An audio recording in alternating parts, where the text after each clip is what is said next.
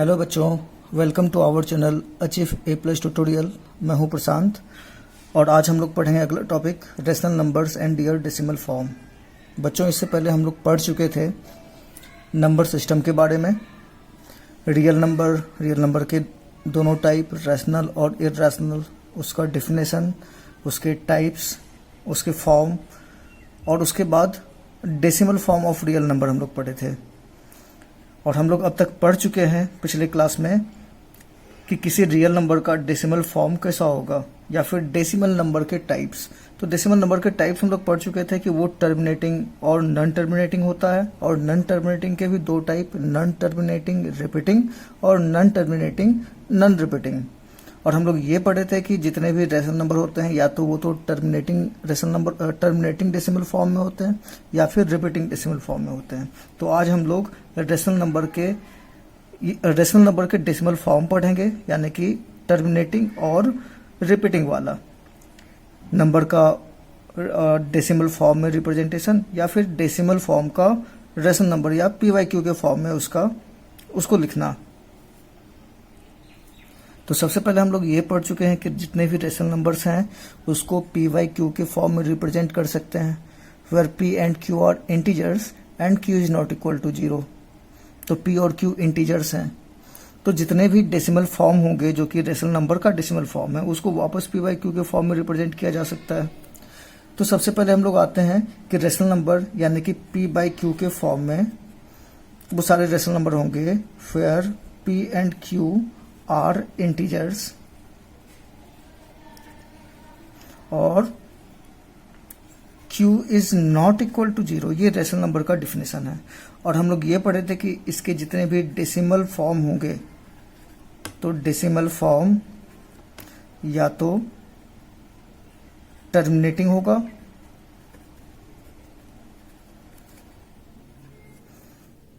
या रिपीटिंग होगा।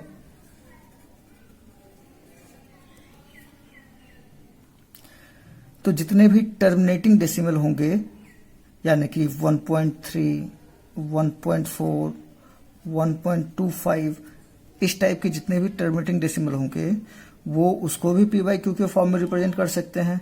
लेकिन उसका फॉर्मेट कैसा होगा, तो पिछले क्लास में हम लोग पढ़ चुके थे कि वो P divide by 2 to the power m into 5 to the power n के फॉर्म में होगा, where m and n are integers. m and n integer हैं, तो वो यदि किसी भी PYQ कोई भी रेशनल नंबर जो PYQ के फॉर्म में हो उसका डिनोमिनेटर यदि 2 और 5, उसके फैक्टर्स 2 और 5 होंगे या केवल 2 या केवल 5, तो उसका डेसिमल फॉर्म हमेशा टर्मिनेटिंग होगा। और यदि 2 एंड 5 के अलावा कोई तीसरा फैक्टर आ गया तो वो रिपीटिंग हो जाएगा।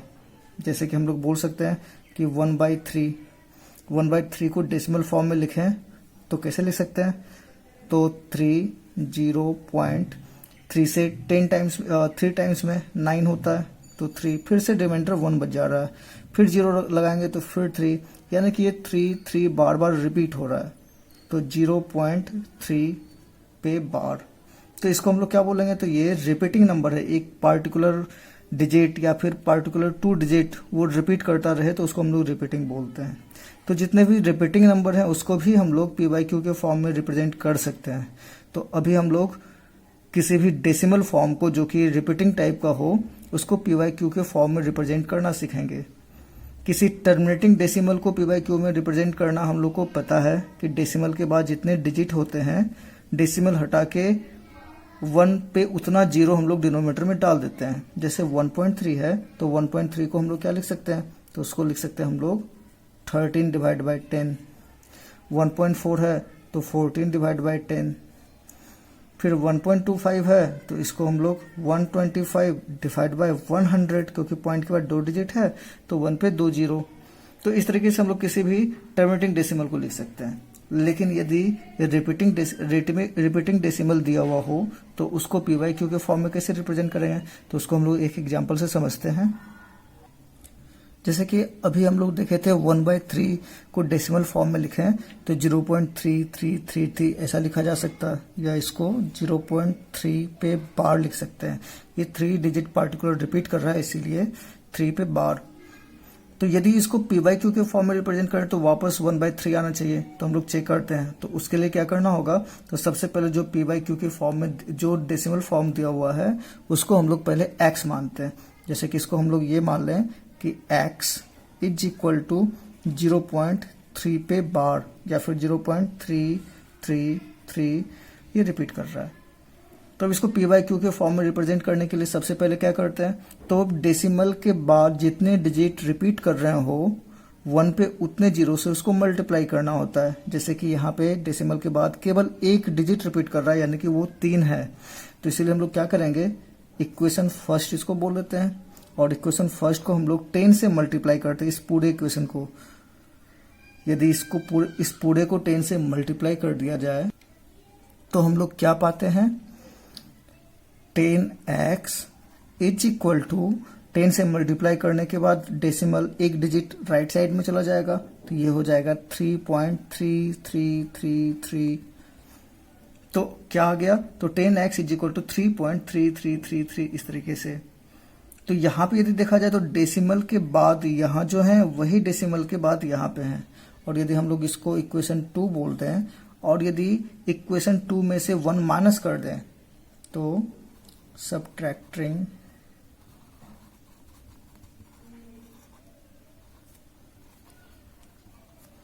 1 from सेकेंड में से यदि फर्स्ट माइनस कर दें तो ये हो जाएगा 10x minus x is equal to, और इसमें से यदि सब्ट्रैक्ट कर दें तो डेसिमल के बाद यहाँ और यहाँ सेम है, तो डेसिमल के बाद कुछ बचेगा नहीं, केवल बचेगा यहाँ 3 माइनस 0 यानी कि केवल 3। यानी क्या होगा, तो 10x minus x 9x is equal to 3 या x इज इक्वल टू 1/3। तो ये वापस 1/3 उस फॉर्म में आ गया जिस फॉर्म में हम लोग देखे थे कि x इज इक्वल टू यदि 1/3 है तो 1/3 को डेसिमल फॉर्म में डालें तो 0.3333 इस तरीके से आता है, और इसको वापस p/q के फॉर्म में चेंज करें तो वही चीज आ रहा है। तो इस तरीके से हम लोग कन्वर्ट कर सकते हैं। एक और एग्जांपल से समझते हैं, यदि 2 डिजिट रिपीट कर रहा हो और डेसिमल उस जगह पे ना हो जहां से रिपीट कर रहा हो, तो उस केस में क्या करेंगे, तो केवल एक चीज याद रखना है जो कि एग्जांपल से हम लोग अभी समझते हैं। तो यदि हम लोग ये मान लें कि x इज इक्वल टू 1.23 और 12 पे बार है, यानी कि 2 3 1 2 1 2 1 2 इस तरीके से आ रहा होगा, यानी कि इसको हम लोग इस तरीके से ऐसा भी लिखा जा सकता है, x इज इक्वल टू 1.23 1 2 1 2 1 2, और ये रिपीट कर रहा है, ये 1 2 ये 2 डिजिट ही रिपीट कर रहा है। तो अब इस चीज को ध्यान रखना, यदि ये समझ में आ जाए तो हर टाइप के क्वेश्चन को सॉल्व किया जा सकता है। तो हम लोग का सबसे पहला काम होता है कि डेसिमल को उस प्लेस पे पहुंचाना जहां से रिपीटिंग डिजिट्स स्टार्ट हैं, जहां से रिपीटिंग नंबर स्टार्ट होते हैं। तो वो कितने डिजिट के बाद है, तो 2 डिजिट के बाद है। तो इसीलिए हम लोग क्या करेंगे, तो पॉइंट को 2 डिजिट के बाद पहुंचाना है, और पॉइंट को 2 डिजिट के बाद पहुंचाना है तो उसके लिए हम लोग को 100 से मल्टीप्लाई करना होगा। तो हम लोग इक्वेशन फर्स्ट को 100 से मल्टीप्लाई करते हैं। तो 100 से मल्टीप्लाई करने पे ये क्या हो जाएगा, तो ये हो जाएगा 100x इज इक्वल टू, और ये 100 से मल्टीप्लाई करने के बाद डेसिमल यहाँ आ जाएगा, यानी कि 123.121212 ये रिपीट कर रहा है।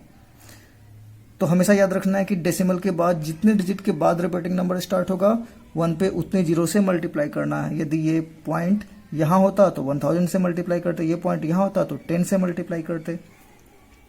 इसके बाद क्या करना है, तो जितने डिजिट रिपीट कर रहे हैं 1 पे उतने जीरो से दोबारा मल्टीप्लाई करना है। तो 2 डिजिट रिपीट कर रहे हैं 1 2, तो फिर से 100 से मल्टीप्लाई करेंगे। इस बार इस इक्वेशन को मल्टीप्लाई करना है सेकेंड को, तो 100 से मल्टीप्लाई करें तो 100 into 100 10,000x is equal to, और डेसिमल फिर से 2 डिजिट के बाद चला जाएगा 1 2 3 1 2 पॉइंट, फिर से 1 2 1 2 1 2। ये हो गया इक्वेशन थर्ड। तो बच्चों यहाँ पे देखने वाली बात है कि डेसिमल के बाद इक्वेशन 2 में और डेसिमल के बाद इक्वेशन 3 में सेम चीज है, यानी कि यदि 3 में से 2 माइनस कर दें तो डेसिमल के बाद कुछ भी नहीं बचेगा, क्योंकि डेसिमल के बाद सेम नंबर है। तो हम लोग इक्वेशन 3 में से इक्वेशन 2 को माइनस करते हैं, यानी कि थर्ड इक्वेशन में से सेकेंड इक्वेशन माइनस कर दें तो क्या होगा, तो 10,000 माइनस 100, तो क्या वो इतना होगा।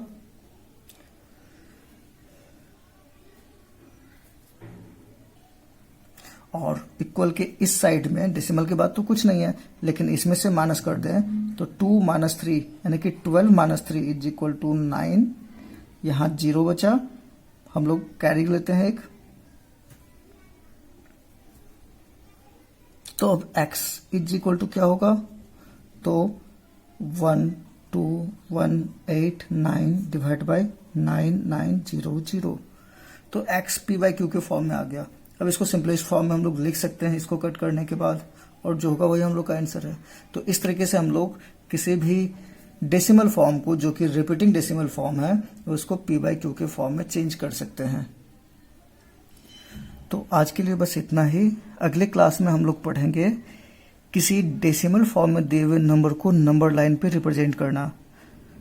तो वो डेसिमल फॉर्म किस टाइप का हो सकता है, तो टर्मिनेटिंग डेसिमल फॉर्म को हम लोग रिप्रेजेंट करना आता है, लेकिन वो डेसिमल के बाद नंबर ऑफ डिजिट्स ज़्यादा हो तो उसको हम लोग सक्सेसिव मैग्निफिकेशन प्रोसेस से रिप्रेजेंट करते हैं नंबर लाइन पे।